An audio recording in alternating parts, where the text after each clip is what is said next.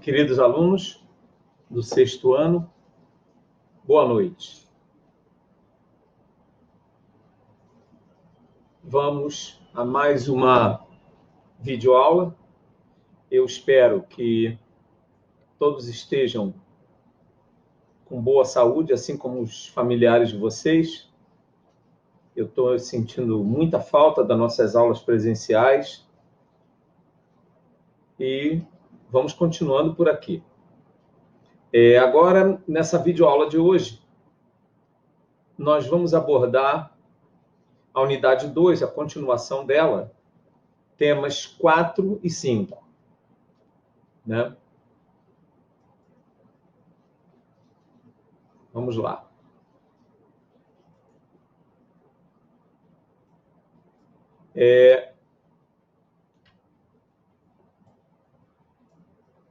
Esse tema fala sobre a formação da Terra, formação do nosso planeta.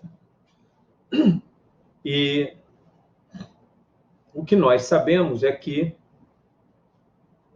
tudo surgiu graças a uma grande explosão que deve ter acontecido há mais ou menos 16 bilhões de anos atrás, que os cientistas chamam de Big Bang. Uma grande concentração de matéria e energia deu origem a todo o universo. Há mais ou menos 6 bilhões de anos surgiu o nosso Sol, e há mais ou menos 4,5 bilhões de anos surgiram os planetas. A formação dos planetas no Sistema Solar, a matéria que foi derivada dessa grande explosão, a matéria muito quente, o material mais pesado foi ficando mais perto do Sol. Mercúrio, Vênus, Terra, Marte, são justamente os planetas rochosos. E são planetas que possuem metais pesados, ferro, níquel. E esse material mais pesado foi para o centro dos planetas.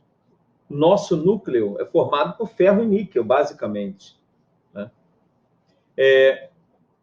As primeiras formas de vida, as primeiras células devem ter surgido por volta de 2,5 bilhões de anos. Então, se eu concentrasse toda a história da formação do planeta até a origem do ser humano em apenas um ano, no mês de janeiro seria no início de janeiro o Big Bang, no primeiro dia, no primeiro minuto. Né? Em setembro seriam as primeiras células. Em novembro, alguns seres pluricelulares. No início de dezembro, o oxigênio na nossa atmosfera. Agora, reparem que só lá para o final de dezembro é que, reparem, a Pangeia começou a se separar lá para o dia 26 de dezembro. Somente no dia 31 de dezembro, reparem, é que surgiu o ser humano. E à noite. No dia 29 de dezembro, seria a extinção dos dinossauros, que aconteceu há mais ou menos 65 milhões de anos atrás. Né? O Homo erectus, quer dizer, um hominídeo mais parecido conosco, surgiu mais ou menos quase 11 horas da noite do dia 31. Né? Então, esse aqui é um resumo da história da formação do Sistema Solar, resumida em apenas um ano. Reparem como nós somos recentes em relação a isso. A primeira forma de vida data de mais ou menos 2,5 bilhões de anos. Ok? Aqui está o nosso planeta, como deveria ter sido. É claro, essa imagem eu tirei do livro de vocês. Como deveria ter sido o nosso planeta no início da formação dele. Nosso planeta era uma bola quente, fruto de uma grande explosão, pastoso, e o calor do interior começou a se perder, liberando vapor d'água na atmosfera, muito choque de muitas pedras vagando no espaço, se chocando com a Terra na época. Né? Uma dessas pedras era tão grande que arrancou um pedaço da Terra que deu origem à Lua. A Lua, como nós sabemos hoje, já foi um pedaço da Terra, já foi uma parte da Terra, e quando os astronautas foram lá, nas várias vezes que o homem já visitou a Lua, eles trouxeram dezenas e dezenas de quilos de pedras e constatou-se que a origem das rochas de lá é a mesma das rochas daqui. Tá? Aqui está o nosso planeta numa visão interna do planeta. Se eu fizesse um corte essa imagem eu também tirei do livro de vocês, repare que da superfície, pela linha do Equador, até o centro da Terra, eu tenho 6.378 quilômetros.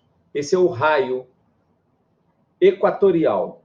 Agora, se eu medir do Polo Norte até o centro da Terra, vai dar um pouco menos, vai dar 6.357. Ou seja, em cima e embaixo, a Terra é ligeiramente achatada. Ela é um pouco mais alongada, pouca coisa na linha do Equador. Por isso que a gente fala que a Terra não é uma bola perfeita, ela não é redondinha, né? Como uma bola de futebol. Ela é um pouquinho achatada nos polos, ok? A distância entre um ponto a outro da Terra nós temos chamado diâmetro, né? O raio é do centro até a um ponto externo. Aqui é uma outra imagem da Terra. Essa parte de cima da Terra, onde a gente pisa, onde a gente vive, é a crosta terrestre, né? Onde tem as montanhas, onde tem as florestas, onde tem os rios, os mares, é a crosta terrestre. Nós temos a crosta continental, que já vimos em outra aula, e a crosta oceânica, que fica debaixo dos mares. Mas é tudo sólido, tudo sólido. Agora, mais embaixo, nós temos o manto superior, que é uma temperatura muito alta, ok? É essa parte mais próxima aqui da superfície, ó, o manto superior. Deixa eu tirar o meu rosto daqui. Olha aqui, ó, manto superior perto da crosta. É claro que o interior da Terra ainda é muito, muito, muito quente. O que sai da boca de um vulcão vem daqui, da parte inferior do manto, da parte superior do manto. É tudo pedra derretida, em altíssima pressão, em altíssimas temperaturas. E o núcleo da Terra? A parte interna é formada por ferro e níquel no estado sólido, e o núcleo externo é formado por ferro e níquel também, mas em movimento. Como eu já falei na outra aula, é esse movimento que garante o magnetismo terrestre. Ok?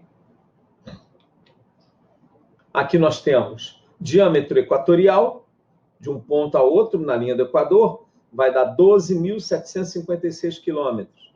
Diâmetro polar, né, do Polo Norte até o Polo Sul, 12.714, é um pouco menos. Ok? No ano passado, surgiu a ideia maluca pelo Facebook de Terra plana. O livro de vocês tem uma experiência bem interessante que foi feita por um pensador grego chamado Eratóstenes. Ele fez esse experimento há 2.200 anos atrás. Ele é de antes de Cristo. O que ele percebeu naquela época? Que de uma cidade,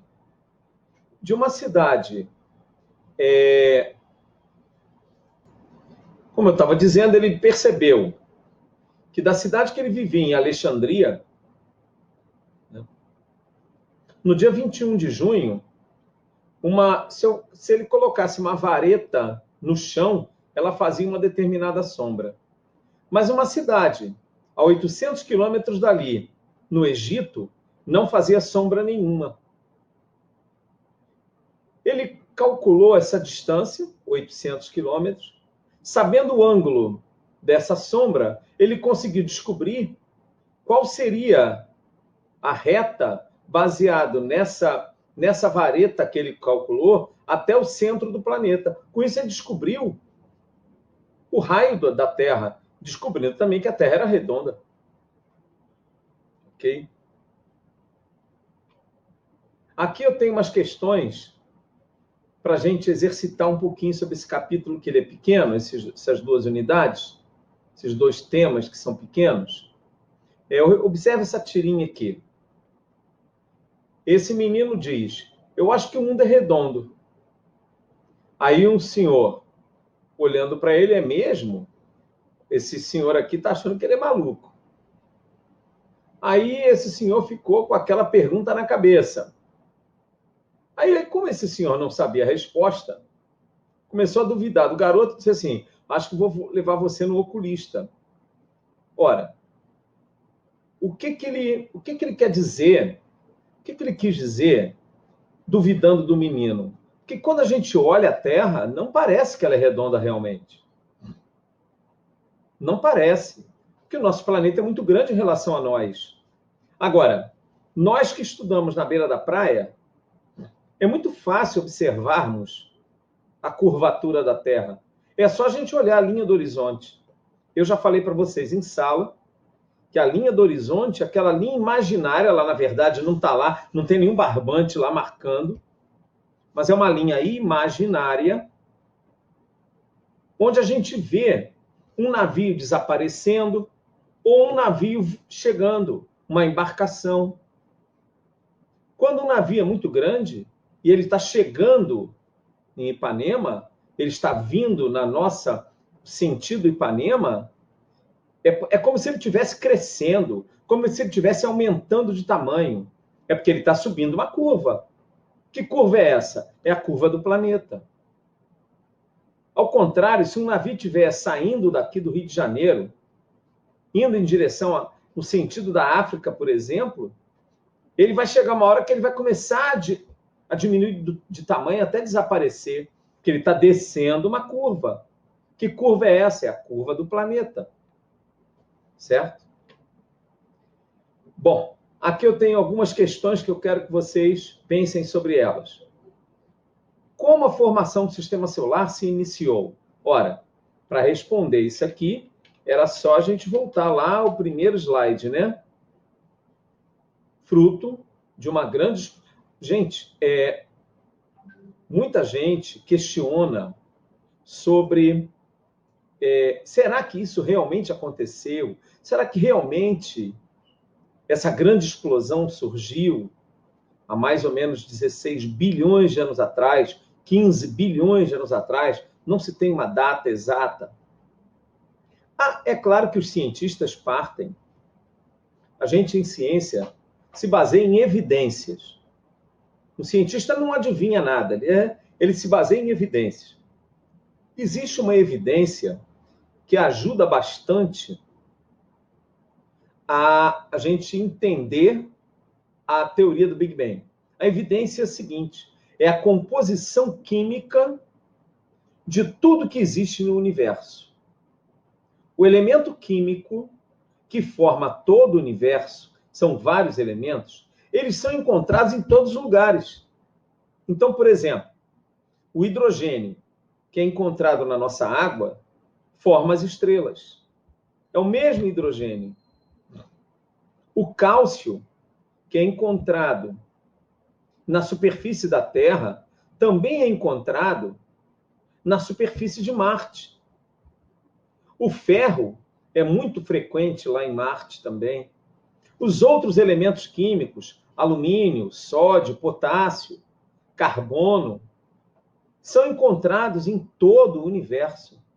Ora, se eu tenho os mesmos elementos químicos encontrados em todos os lugares do universo, ajuda os cientistas a reforçarem a ideia de uma origem comum.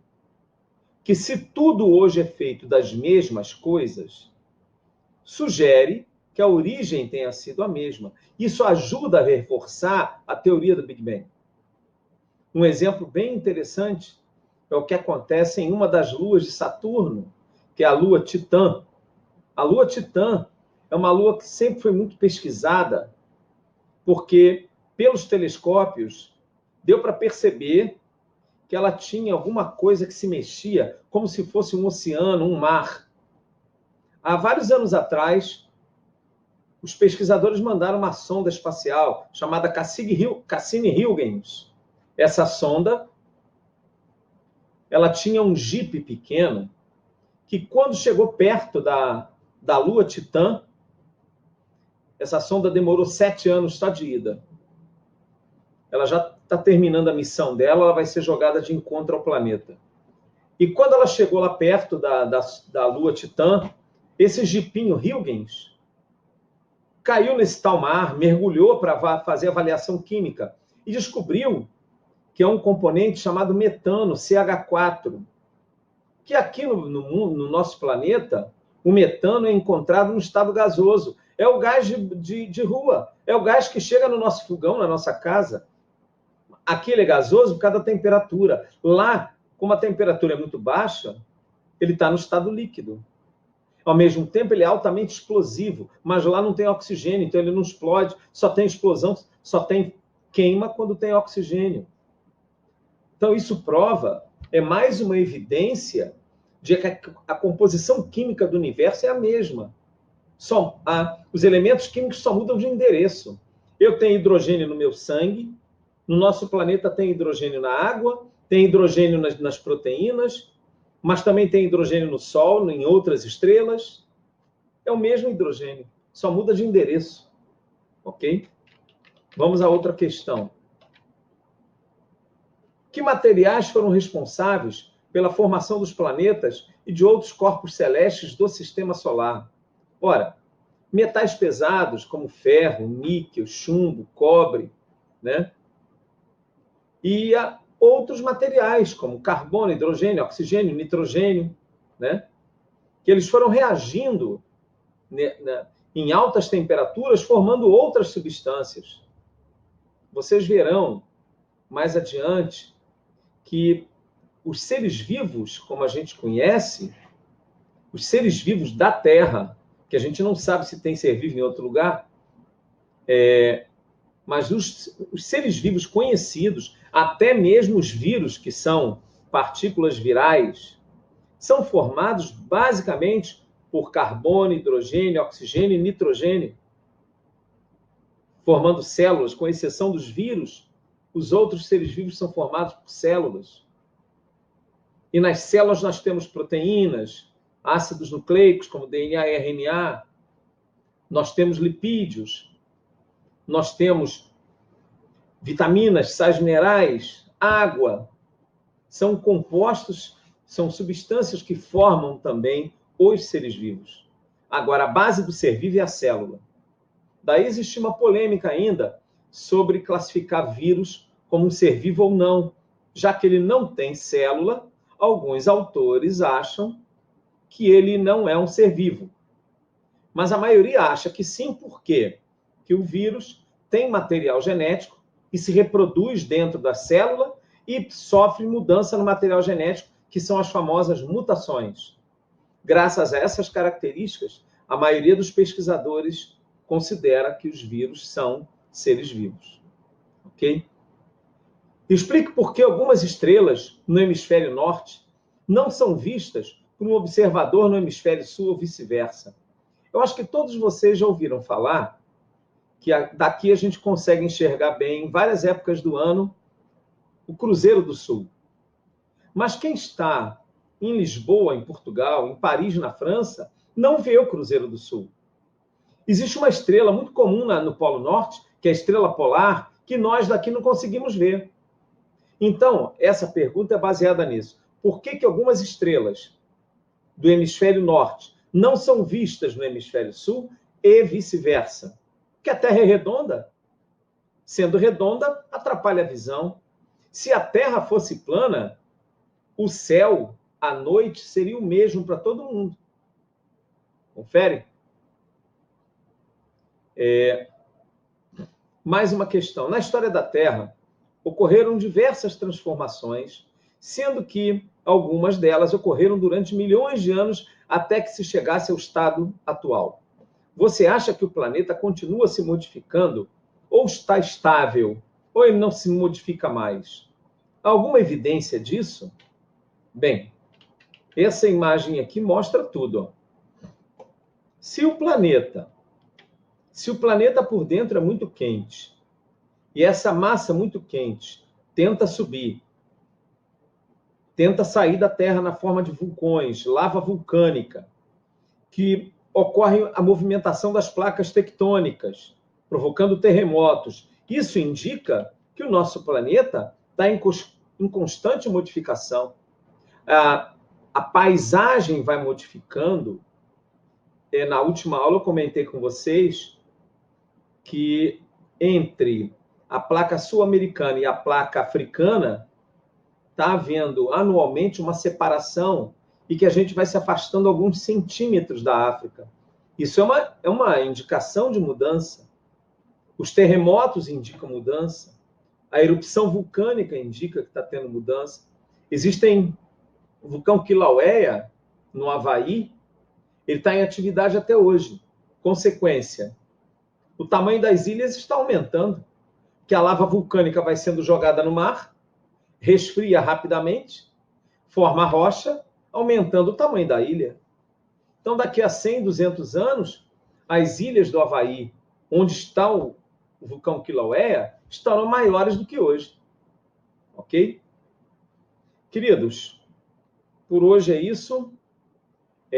Na próxima videoaula, ou então antes disso, talvez eu passe alguns deveres sobre esses dois temas, e eu vou deixar arquivos no portal, na sala de aula, para vocês responderem. Tem uma atividade que está valendo nota, né, para essa semana, para o próximo dia 30, já que na próxima sexta nós não teremos aula, que é dia 1º de maio. Então, eu espero que vocês estejam bem de saúde.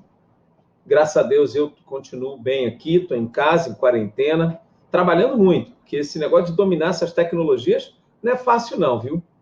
Mas estou me virando. Em breve, talvez, a Marana está organizando lá, fazendo um calendário, para a gente ter aula ao vivo, que aí eu quero dividir a tela aqui com vocês. Mas não fica assanhado não, porque eu vou ter que desligar o microfone de muita gente. Mas de vez em quando eu ligo, pode deixar, tá bom? Um beijo no coração de todos e bom fim de semana. Amanhã eu posto essa aula. Tchau.